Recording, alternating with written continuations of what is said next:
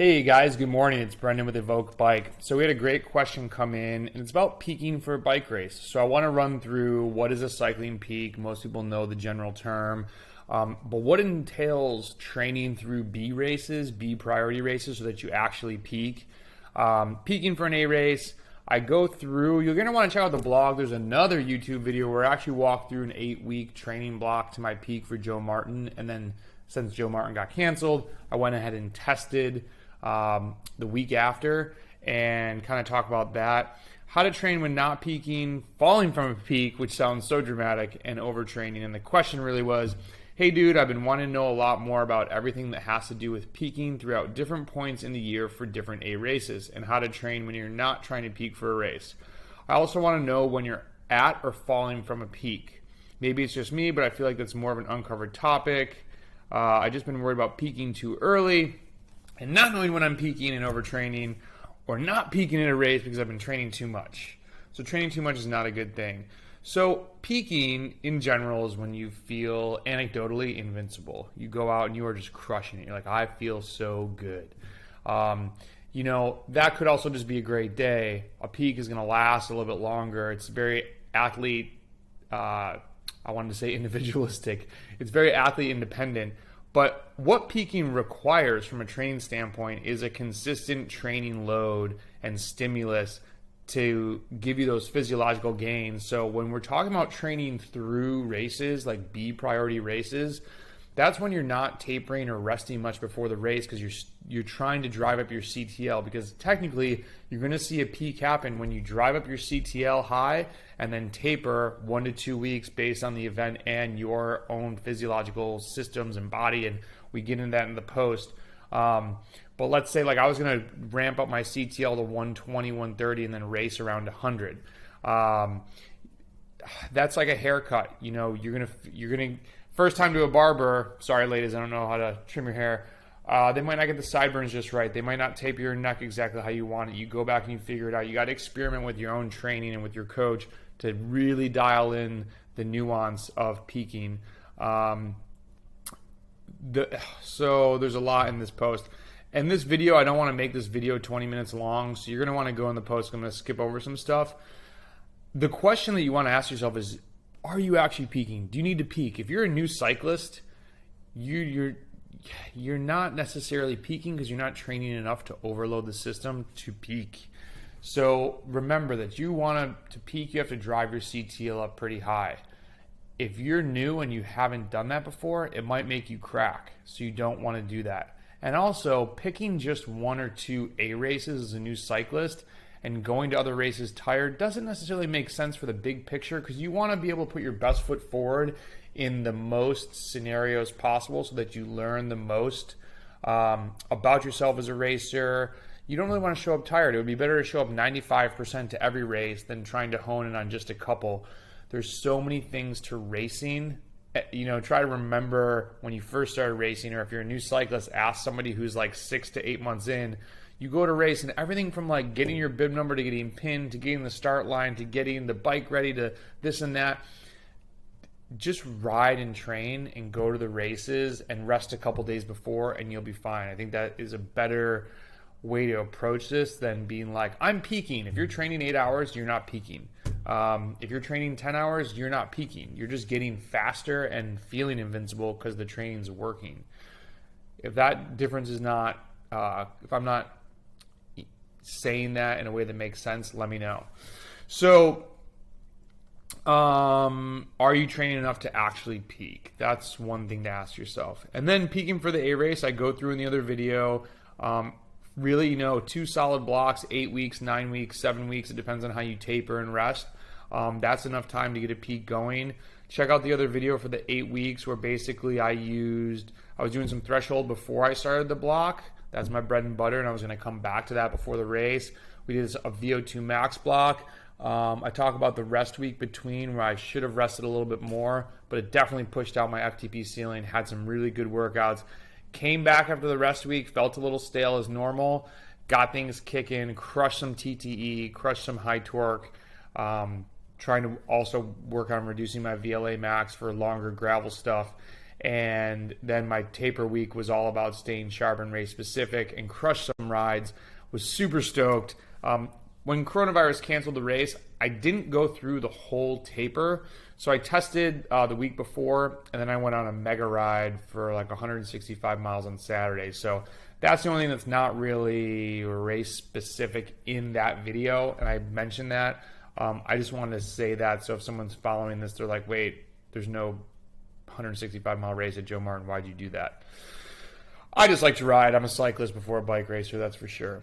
So how to train when not peaking. I think you can really break this down into, is it early season or middle of the season or late season? If it's early season, you're still coming into race form. You want to keep your schedule normal. So let's say you're doing like a very traditional Tuesday, high intensity and volume, Wednesdays, moderate, Thursdays, endurance, Friday, recovery.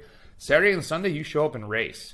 So that's kind of what I'm talking about, training through. You're not resting. You're not doing a race week where, let's say, you might do 2 by 10 minutes on Tuesday, openers on Wednesday, off on Thursday, openers on Friday, and then race. Those 3 days, the Wednesday, Thursday, Friday, that's going to keep your CTL just straight, and you're not training through. That's not going to get you high enough where you're not going to peak as much. So you want to train through B priority races. The hardest thing is, number one, checking your ego at the door. Not yours, mine. I feel the same way. The first one that I always train through is Crosswinds Classic. And it's always like the first race of the year, I'm like, oh, I want to come out and crush. It's Crosswinds Classic, dude. Like, use this as training. Be smart. Show up a little tired. Race hard. Get the fitness bump from it. And if it works out and you do well, great. But you got to keep training. Now, if it's in the middle of the season, you can do more of a race week, because at this point, you're like racing and recovering. You've gone through some builds. Your CTL is already probably pretty high. And if you had an early peak, you want to come off that, go through a rest week, do a little bit less intensity, and then come back with it, 8 weeks before the next one. If you have another one in a month, just cut that in half, and that works as well. Talk about training the strengths, when to train strengths in the blog, so check that out. And then falling from a peak, man, sometimes, you can't hold this amazing fitness forever. So I think falling from a peak is dramatic.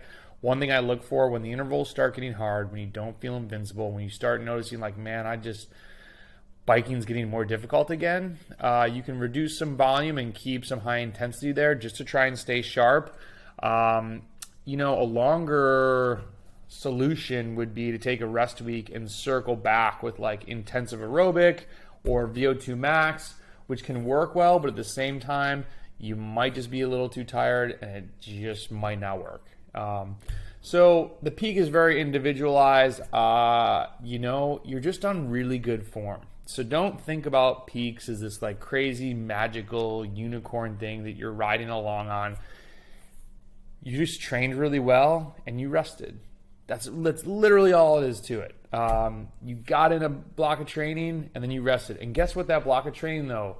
Like the drive home point here is consistency. If you are not consistent, your CTL is not going to climb.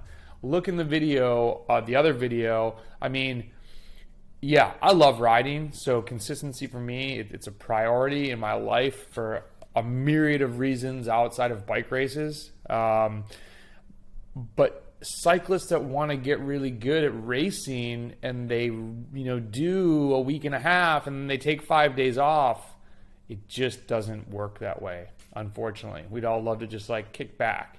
If you've got a 9-to-5 job, you need to be up at 5, and you need to talk to your coach about like, okay, this week's gonna be crazy, I've got like hour chunks here and there, what do I do? 45 minutes is better than 0. Are you gonna jack up your CTL in 45 minutes? Probably not. The answer is no. But just stay the course, be consistent, use the weekends when you can to get the hours in. Overtraining, I think there's a lot of posts on this. I talk about it. If you're cranky, if you're not sleeping well, even though you're tired, that's a big sign. Your appetite might be off, sex drive might be off. You need to really, really rest. And this is a this is the number one reason why I have a coach and why I pay Patrick. Because when you're in the trees and you can't see the forest And I was at one point like, dude, I felt pretty banged up after the VO2 max, which we wanted. Like, it was a lot of stimulus for me. It's not a strong point. It's not something that my body handles well. I can go on rail threshold all day. VO2 max has always been something that me and previous coaches, we've always like, it's just the high intensity. It's hard when you do a solid block. And I was kind of crumbling a little bit mentally, just like, man, the last few workouts weren't amazing, but we got good time in zone. And he's like, dude, you're tired. Like, look at all this training you did. And it's so silly, but sometimes it takes your coach to be like, dude, look at what you've done. And when it's someone else looking at it, it makes so much more sense.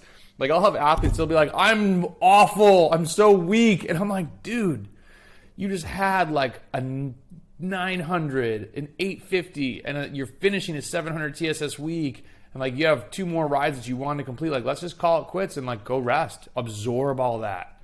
I mean, go to any post that I've posted, go to the regeneration week, and that's when you get stronger. So I ended with some conclusions and self-questions to ask yourself and to help us understand as athletes, like, how do I get to my peak performance? So yeah, check out the blog. I'm going to link in the 2 videos in there, and I think as a whole piece together, this video with the other ones makes it a more succinct story. Sorry this video got a little bit long, but we're trying to hit on a lot of points, and again, a lot of it is very individualized. So hit us up if you have questions. A lot of you guys aren't subscribed to the channel. It'll be a huge help if you are, and please share this with one person. If this helped you, just help us out. Share it with one person. We greatly appreciate it, and that's it. Good luck. Crush it. When the virus is over, let's go stomp on the pedals, stomp on your competition. Let's get it.